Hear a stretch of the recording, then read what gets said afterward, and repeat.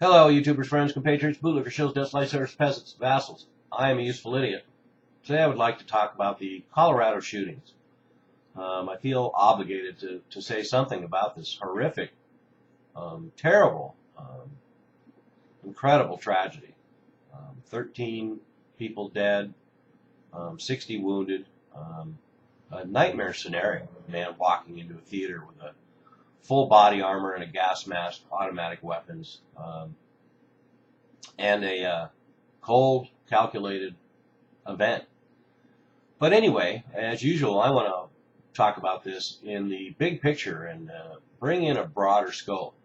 And but let me run through a couple of things first before I break down how this fits into the big picture. And one thing that is so predictable is that, of course, everybody is going to be asking themselves why. Why did something like this happen? And unfortunately, as usual, they will look in the wrong places because they will be looking at things like political agendas and whether he used marijuana or alcohol, or whether he was a Tea Partier or an Occupy member, or if he had, some sort of rational objective. And the simple answer is we can rule out a rational answer. There will not be a rational answer, but there will be a rational analysis if we do some actual reflecting to find out why this happened. And that would be because we have a society in decay, and that we are in a economic collapse, and that we have a pop culture industry in the United States that fosters this sort of environment as somehow more normal.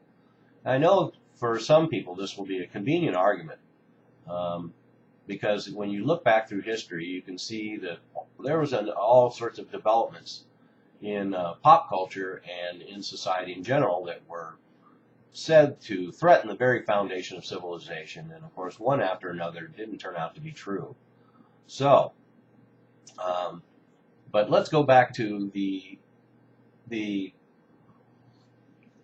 big picture, and that is this is a combination of several things. It's the collision of a culture that celebrates violence with anti-heroes in movies, celebration of violence in pop culture, and most certainly video games. We notice that a lot of these kind of mass violence events, particularly with young people, have to do with mimicking behavior that is the norm in a lot of video games. I certainly believe in liberty, and if somebody wants to sit home and play a video game where they walk down public streets and shoot everybody they see, I do want to be realistic in knowing that there's going to be a lot of morose, hormone-laden teenagers who are going to watch these games, and it's going to create a dangerous mindset, particularly when you connect it with pharmaceutical psychotronic drugs, because we have a nation that is epidemically medicated and using all sorts of antidepressants and muscle relaxants and painkillers, and it's an American phenomenon, and so we have one section of society that is on pharmaceuticals, and we have another section of society that's doing all kinds of underground drugs like methamphetamine, cocaine, marijuana, and all that. So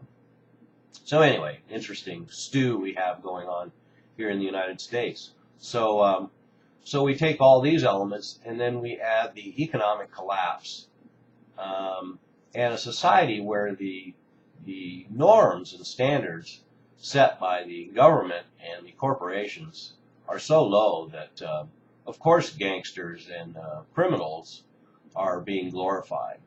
The ends justifies the means. If you don't take advantage of the situation, you're the sucker. Integrity is not a value that is the standard in this country anymore, and a lot of it's due to what we see in our leaders. So, and to put this into an even broader picture, of course, globally, we have these same symptoms.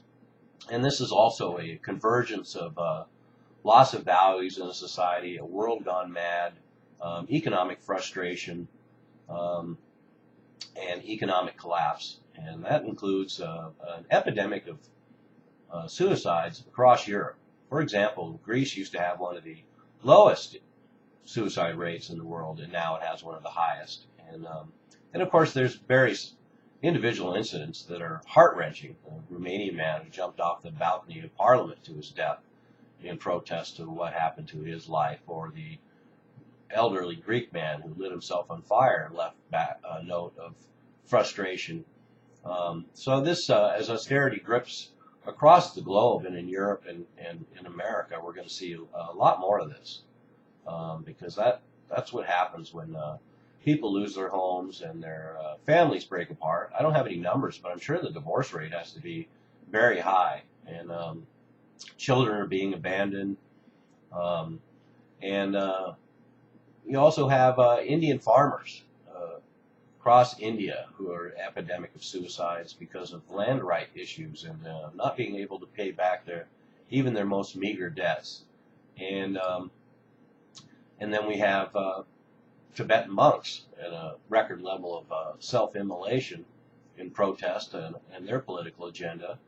And then, of course, one of the other big tragic stories is the fact that we have an American soldier committing suicide every day now, and that American military suicides outpace combat deaths. Certainly a very, very tragic and heart-wrenching symptom of what we see going on. So that's my big picture on this. The Colorado shootings, the Tuscaloosa bar shootings less than a week ago with 17 people shot.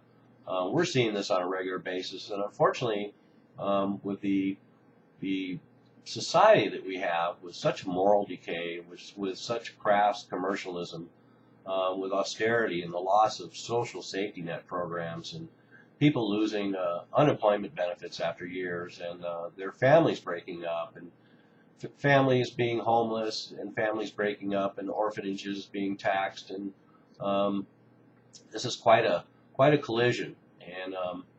And then you couple that with just a lack of hope as the spiral continues. I hate to say it, but unfortunately, I think we're going to see a lot more of this. I know all of us ask ourselves, is there a lot more of this, or do I just notice it more, or is this an environment of fear created by the media? I think there's a lot more of this, and there's more to come. We will see a lot more mass shootings. We will see a lot more murder-suicide pacts. We'll see a lot more suicides. We're going to see flash mobs. We're going to see burglaries. We're going to see robberies. We're going to see bank robberies. We're going to see lawlessness increase, unfortunately. So anyway, what a tragedy. My heart goes out to everyone affected by the shootings in Colorado.